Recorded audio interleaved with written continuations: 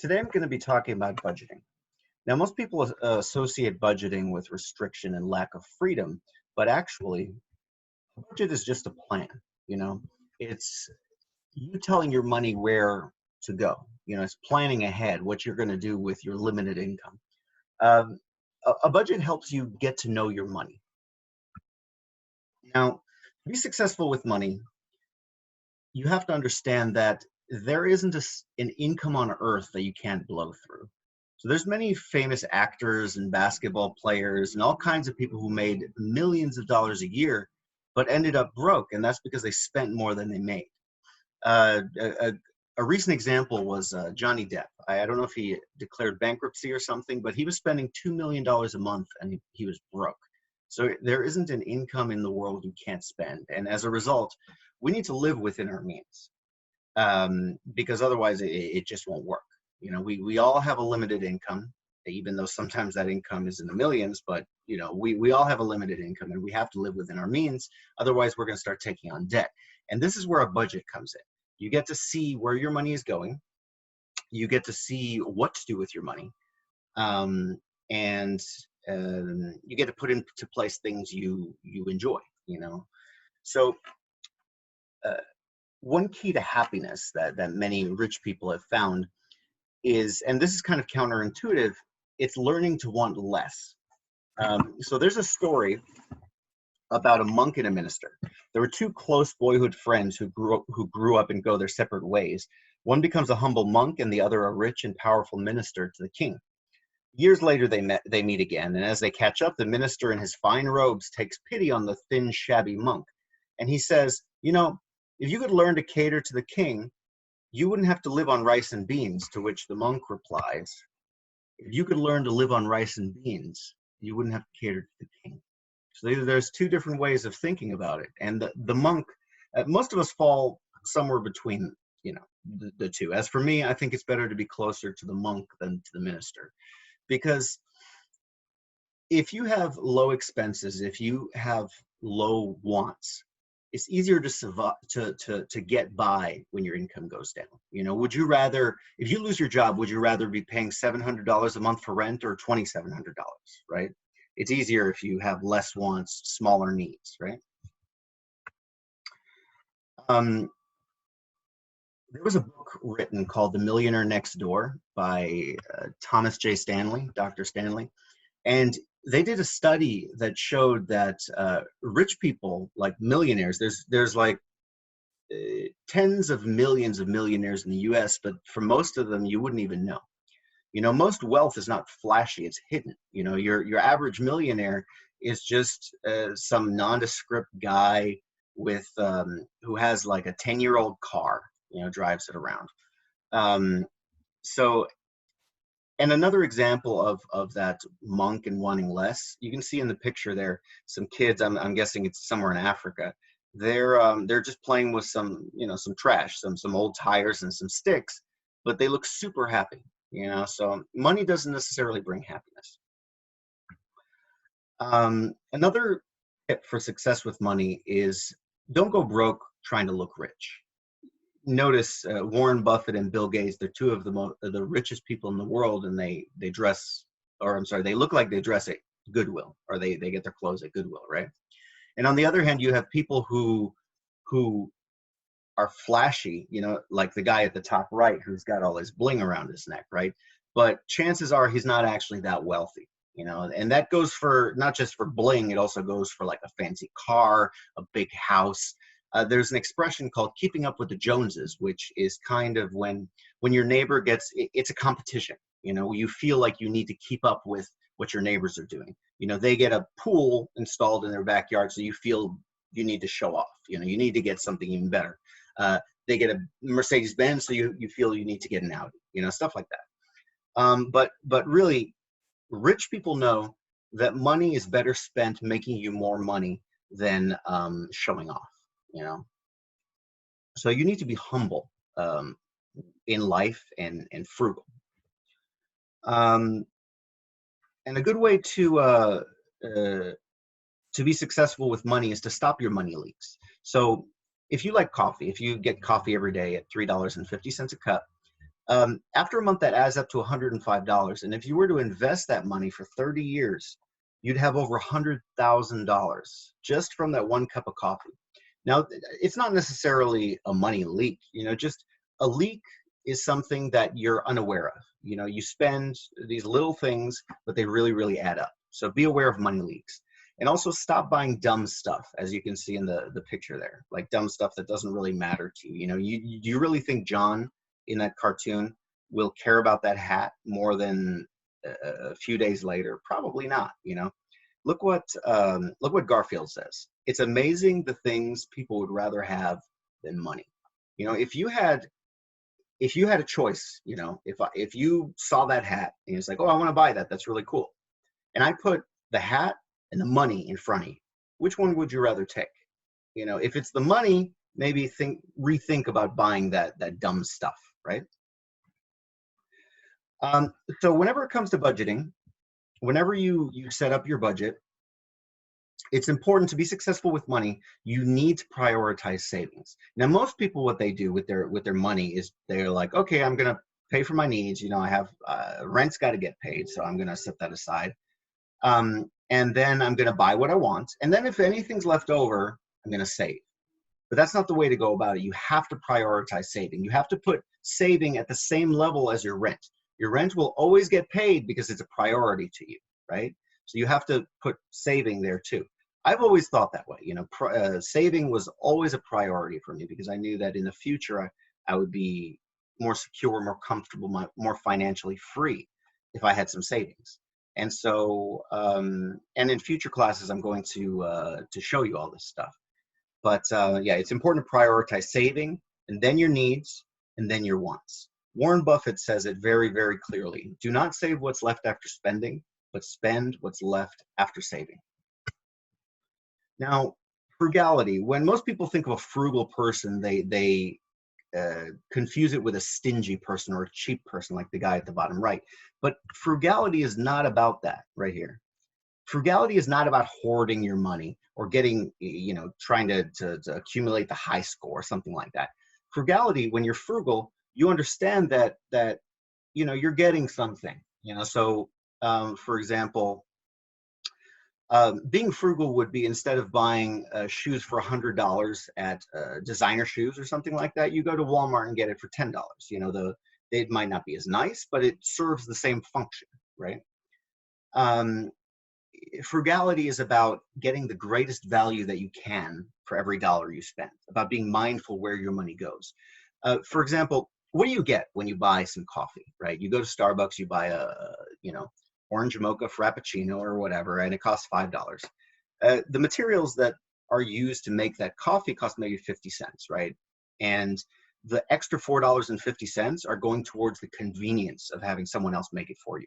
You have to think to yourself, okay, you're spending 50 cents on coffee and $4.50 on convenience. Is that convenience worth it to you? Think really hard about that. Now, if it is worth it to you, then by all means, go ahead and enjoy your coffee. But when you track your expenses, when you see where your money is going, think to yourself, is this thing really bringing me value, or would I rather have the money? Would that money serve me better than this coffee? Because remember, you save those few dollars that you spend, $5 a day, that's $150 a month or whatever. But if you invest that, it's going to be hundreds of thousands of dollars in 30 or 40 years.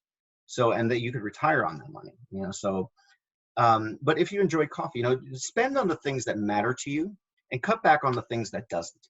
What brings you value? So if you really enjoy travel, but you don't care where you live, live in a hostel, rent a room, do something like that, and save the rest of your money for traveling. If you really, really enjoy cars, cut back on something else and spend lavishly on cars, but always within reason. You always have to have a plan for what you're going to spend, giving yourself the luxuries and stuff. Now, speaking of luxuries, let's talk about needs and wants. And some people don't understand the difference between needs and wants. Needs are necessities, are like, if you were a caveman, basic survival level, like blanket, shelter, food. We need food, but we don't need restaurants. It can be something as simple as rice and beans. That's food, right? We need shelter, but we don't need a mansion. We need clothing, but you don't need the latest name brand, right? You could get it at Walmart, 3 t-shirts for $10 or whatever, in a pack. We need communication. In today's world, in today's interconnected world, you need a device. You need something to access the internet, because that's how people communicate, especially now in the time of the viral outbreak, right? Coronavirus. But you don't need the latest iPhone. You could have a several generations old iPhone that still works just as well for your purposes. We need transportation, but we don't need a BMW. So wants are the choices that you make, the luxuries that you get. So like, instead of buying a $10 t-shirt, you buy a, I don't know, $600 Gucci t-shirt. I don't know how much that stuff costs. I don't even wear a watch. So, I like saving my money, because I know that the temporary joy you get from showing off, in the long term, it doesn't bring you happiness. Stuff doesn't make you happy. So having a purpose, being able to live within your means, being happy, being able to live on rice and beans, makes you happy. Remember those poor kids playing with trash? They were so happy. They didn't have anything, but they were happy because they knew how to live on less. Now, when people buy stuff, time equals money. We've all heard that expression, right? But what most people don't understand is that it really does equal money. When you work, you're exchanging your labor, your time, for money. Let's say you make $25 an hour. You bring home, after taxes and all that stuff, you bring home maybe $20 an hour.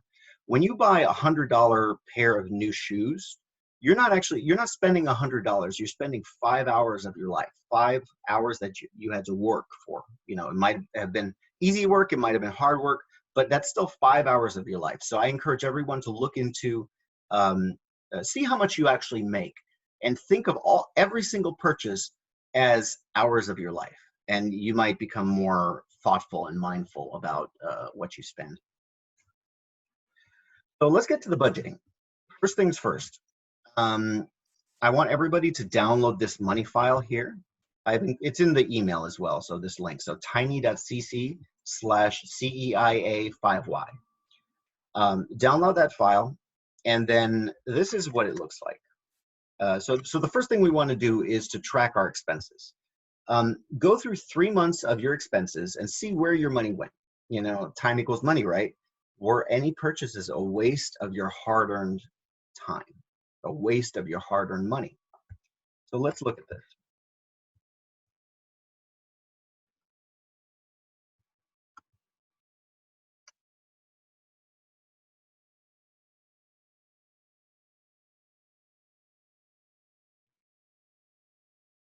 I should have opened this before the video.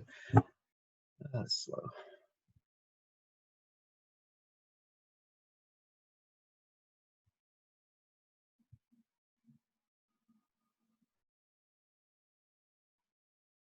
All right, so this is an example spreadsheet that I created, and there's a whole lot of other functions in this spreadsheet, like money tracking tools, calculators, all kinds of stuff. It's really very useful. But today I'm just going to focus on the expenses and the budgeting tab, because that's the scope of this talk.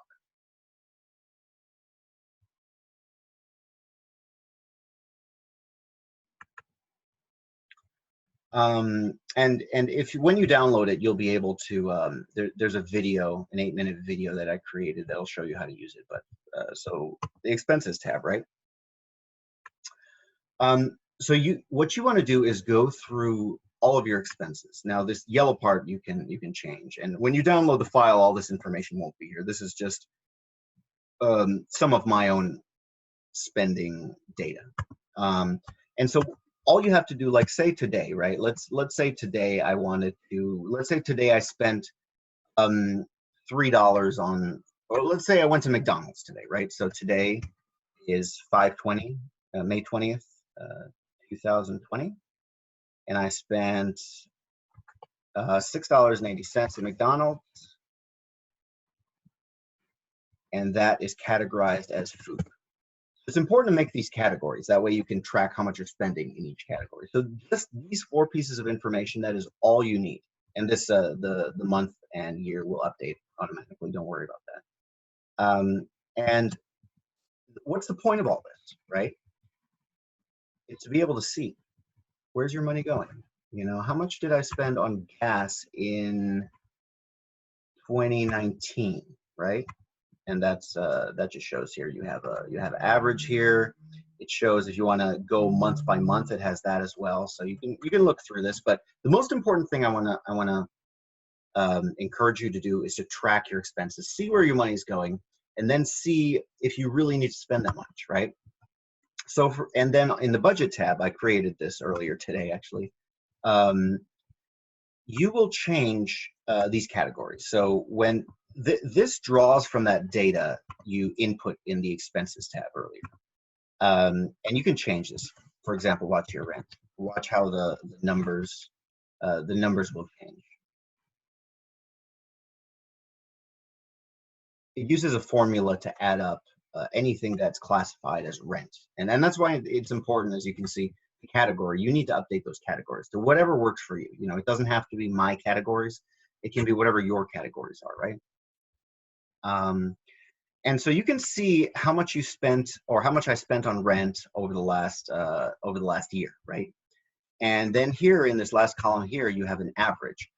And you can, and then in the green column here, column C, you're going to input how much you're going to budget. Now, for example, me, I was paying, you know, $1,800 a month on rent, but I downsized and I went down to it's like a small studio. And so now I'm only paying like $650 on rent. So I get to save, you know, $1,000 and put it towards something that really brings me value instead of just wasting it on, because I don't really value a big house. You know, I really don't care. As long as I have somewhere to sleep, a source of water, you know, shelter, basically, that's all I need, you know. Internet, you know, that's really all I need. And because I'm simple, I live humbly, I live frugally, but I will be wealthy because of that, you know, because I have a small, my income is relatively modest. I've never made over six figures, but I have six figures in investments and savings. It's kind of crazy how much money you can save and how large the money gets after a while. So there's that. So there's these two tabs, expenses and budget. Go through that. If you have any questions, just call me or email me. My information is here in the instructions tab. All right. So next,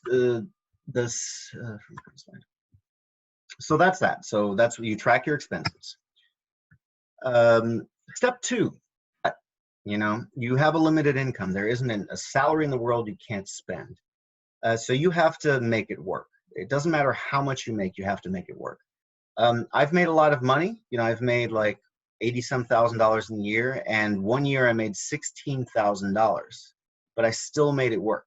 You know, always, whenever my income drops, I always cut my my expenses because I have to live within my means. Saving is a priority for me. That year I made 2015. It was the year or the year after I got out of the military, and I went from making a decent salary to very, very low salary, but I still made it work. I even saved $800 that year.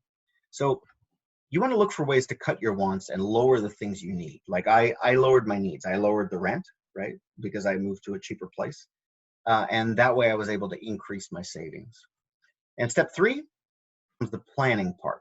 Now is where you give every dollar a purpose. Now is where you say, okay, this is in accounting, this is called a zero-based budget.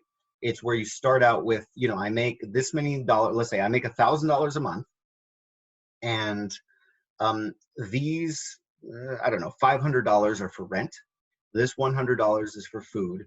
This $50 is for gas. This $20 is for clothing.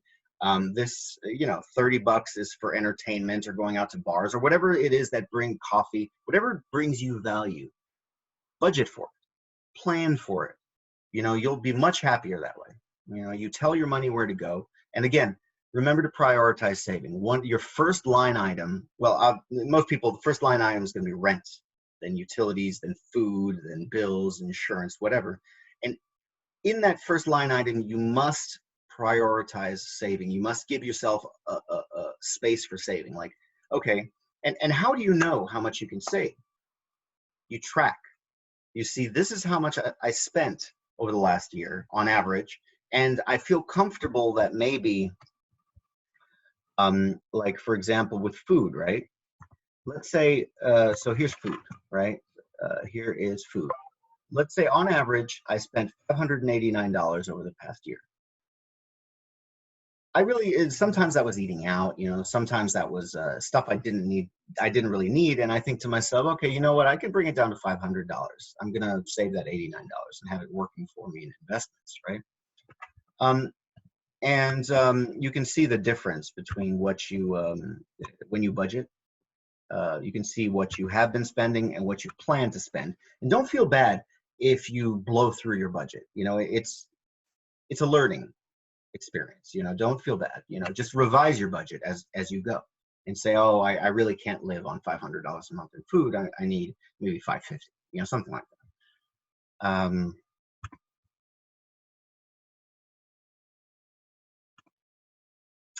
And then if there are tricky categories, like if you've tried but you just can't help but blow through your budget, you just kind of overspend. Sometimes it helps to have an envelope filled with cash, and for each, like a certain week, like maybe $125 a month on for food, you know. So I'm sorry, $125 a week for food. So at the beginning of the week you put $125 in cash into that envelope, and then you spend on that category, that particular category, only with cash. And then so when you're done with the cash, you can't buy anymore. So you have to, that kind of helps. So that's a suggestion. And that is the end of my lesson. Thank you very much.